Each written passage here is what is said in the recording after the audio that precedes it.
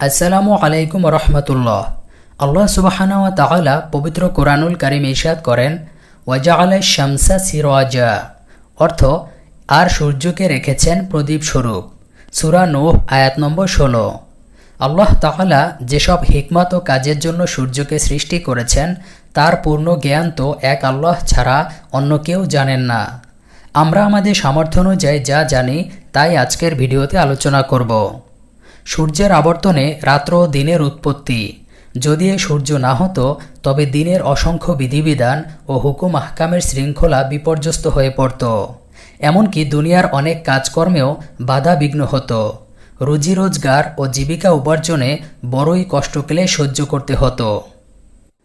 যদি গোটা পৃথিবী শুধু অন্ধকারেই অন্ধকার হতো তবে আলোর দ্বারা চক্ষু কিভাবে স্বাদ উপভোগ করত, বিভিন্ন বস্তুর বিভিন্ন প্রকার রং কিভাবে ব্যবধান করা সম্ভব হতো।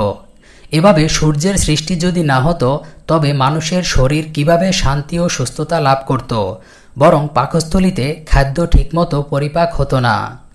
এভাবে সবসময় যদি সূর্য আলোই দিতে থাকত, সূর্য যদি অস্ত না যেত তখনও বড় অসুবিধার সম্মুখীন হতে হতো। কারণ রাতভর লোকেরা আরাম করে দিনের ক্লান্তি দূর করে পরদিনের জন্য শরীরকে শক্তিবান করে তোলে। এখন যদি রাত্রই না হয় তবে একদিকে কাজের লোভ আর অপরদিকে বিশ্রাম না নেয়ার কারণে শরীরে নতুন শক্তি সঞ্চার হবে না।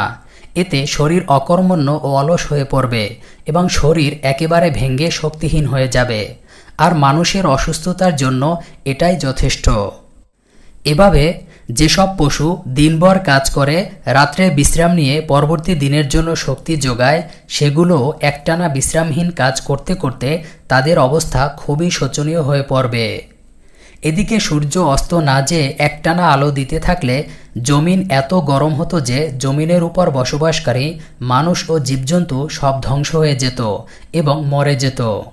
মোট কথা হলো, সূর্যের উদয় ও অস্ত যাওয়া উভয়ই স্ব স্থানে উপকারী ও বিজ্ঞানসম্মত। মানুষ ও অন্যান্য সৃষ্টজীবের আরাম আয়েশ এটাতেই নিহিত। সূর্যের দৃষ্টান্ত বিদ্যুৎ ভাল্বের আলোর ন্যায়। যেমন একটানা বিদ্যুৎ ভাল্বের আলোতে অতিষ্ঠ হয়ে মানুষ তা নিভিয়ে দিয়ে আরাম লাভ করে থাকে।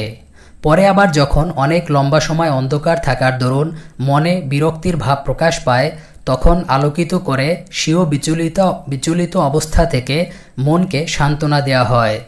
ঠিক তেমনি একটানা দিনের আলোর পর রাতের অন্ধকারে মানুষ শান্তি লাভ করে থাকে।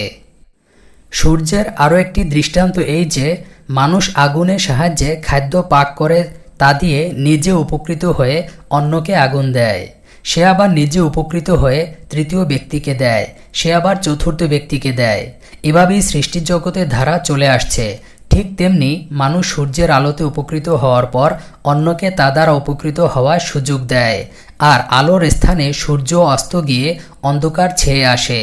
এক কথায় একদিকে আলো আর অপরদিকে অন্ধকার, একদিকে শীত আর অপরদিকে গরম, উভয় মিলেই আমাদেরকে পুরোপুরি উপকার পৌঁছিয়ে থাকে। আল্লাহ সুবহানাহু ওয়া তাআলা পবিত্র কোরআনুল কারীমে স্পষ্টভাবে ইরশাদ করেছেন, কুল আরাআইতুম ইন জাআলাল্লাহু আলাইকুমুল লাইলা সারমাদান ইলা ইয়াউমিল কিয়ামাতি মান ইলাহু গায়রুল্লাহি ইয়াতিকুম বিদিয়াইন। অর্থাৎ বলুন, ভেবে দেখো তো, আল্লাহ যদি রাত্রিকে কিয়ামতের দিন পর্যন্ত স্থায়ী করেন তবে আল্লাহ ব্যতীত এমন উপাস্য কে আছে যে তোমাদেরকে আলোক দান করতে পারে? তোমরা কি তবুও কর্ণপাত করবে না?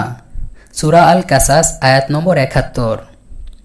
প্রিয় দর্শক, লক্ষ্য করুন যে যেভাবে সূর্যের উদয় ও অস্তের মধ্যে রহস্যবলী আছে তেমনিভাবে ঋতু পরিবর্তনের মধ্যেও অসংখ্য রহস্যবলী নিহিত আছে। উদ্ভিদ ও জীবজন্তুর অনেক অনেক শৃঙ্খলা সূর্যের এই উদয় অস্ত ও ঋতু পরিবর্তনের উপর নির্ভরশীল। ফল ফলাদি, ফলমূল ইত্যাদি পাকাও এ ঋতু পরিবর্তন ও সূর্য অগ্র পশ্চাতে উদয়স্থলের উপর নির্ভরশীল।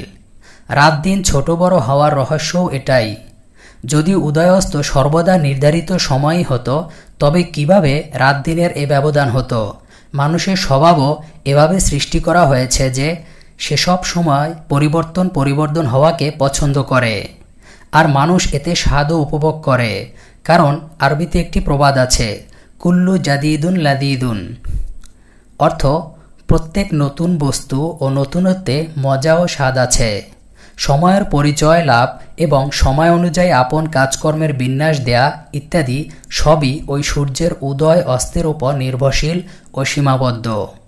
দেখুন, আল্লাহ তাআলা রাতকে বিশ্রাম ও শান্তির কারণ আর দিনকে রুজি রোজগার ও জীবিকা উপার্জনের জন্য কি হিকমত ও উপযোগিতার সাথে সৃষ্টি করেছেন। আবার প্রতি বছর মৌসুমের পরিবর্তন আর ওইসব মৌসুমে আবহাওয়ার মধ্যে পরিবর্তন ও প্রতিক্রিয়া হওয়া, এগুলো সব সূর্যের সৃষ্টির বরকত ও ফলাফল। এভাবে আবহাওয়ার পরিবর্তনে গরম ও শীতের প্রতিক্রিয়া গাছগাছড়া, উদ্ভিদ ও ফলফলাদির উপর প্রভাব ফেলে। এছাড়া সূর্যের উদয় ও অস্ত এবং মৌসুমের পরিবর্তনের ফলে মেঘ সৃষ্টি হয় ও সময়মতো বর্ষা হয়। এতে মানুষ, জীবজন্তু ও উদ্ভিদসমূহ পুনর্জীবন লাভ করে। মানুষের স্বভাব ও প্রকৃতিতে মতভেদও এই ঋতুর পরিবর্তনে হয়ে থাকে। এমনকি মানুষের স্বভাব ধর্মের তীব্রতা হ্রাস ও ভারসাম্যের উৎপত্তিও এই ঋতুর পরিবর্তন এবং সূর্যের বিবর্তনের ফলাফল। মোট কথা হলো, অসুখ হওয়া এবং ঋতুর পরিবর্তনে রোগ থেকে আরোগ্য হওয়া, শরীরে শক্তি বৃদ্ধি হওয়া, কাজকর্মে উৎসাহ উদ্দীপনা সৃষ্টি হওয়া, এগুলো সব সূর্যের উদয় অস্তের কারণে হয়ে থাকে। এসব আপন গতিতে ঠিক ঠিক সময়ে আস্তে আস্তে জারি রয়েছে, যাতে আমাদের অসংখ্য উপকারিতা ও রহস্যবলী নিহিত আছে। এগুলোর উপর চিন্তা গবেষণা করলে ওই স্রষ্টা ও জ্ঞানী আল্লাহ তাআলার সৃষ্টির কৃতজ্ঞতা জ্ঞাপন করা ছাড়া আর উপায় নেই। কারণ তিনি তার পরিপূর্ণ শক্তি ও অসীম হিকমতের দ্বারা কতই না সুন্দর সুনিয়ন্ত্রিত বিশ্ব সৃষ্টি করেছেন। আল্লাহ তাআলা বলেন, ফাতাবারাকাল্লাহু আহসানুল খালিকিন, অর্থাৎ নিপুণতম সৃষ্টিকর্তা আল্লাহ কত কল্যাণময়। সূরা মুমিনুন আয়াত নম্বর 14। সূর্য তার কক্ষসমূহে যাওয়ার দ্বারা বার্ষিক গতির হিসাব করা যায়, আর এটার দ্বারাই গ্রীষ্মকাল, শীতকাল, বসন্তকাল, বর্ষাকালের আগমন ঘটে। সূর্যের দ্বারাই বছর, মাস, দিনের হিসাব করা যায়।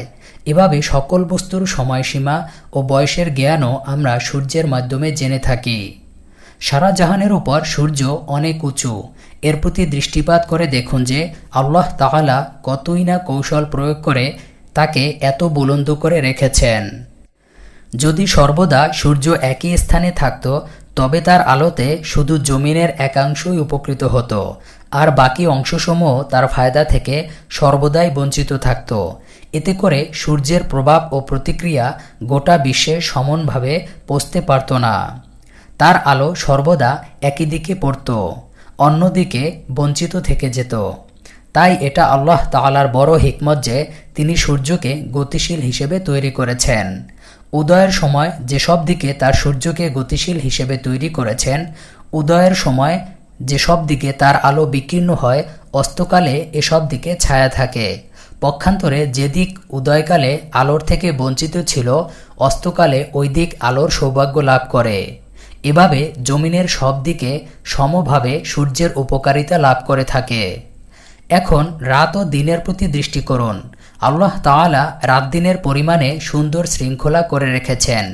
এতে শুধু বিশ্বের কল্যাণ ও সফলতাই লক্ষ্য উদ্দেশ্য। যদি এ নিয়ম শৃঙ্খলায় সামান্য পরিবর্তনও ঘটে, তবে প্রত্যেক সৃষ্টি তিলে তিলে এর ক্ষতি ও অনিষ্ট উপলব্ধি করবে। চাই ওই সৃষ্টি জীব হোক বা উদ্ভিদ হোক, জীবজন্তু যতক্ষণ পর্যন্ত দিনের আলো দেখবে ততক্ষণ সে কাজে থাকবে।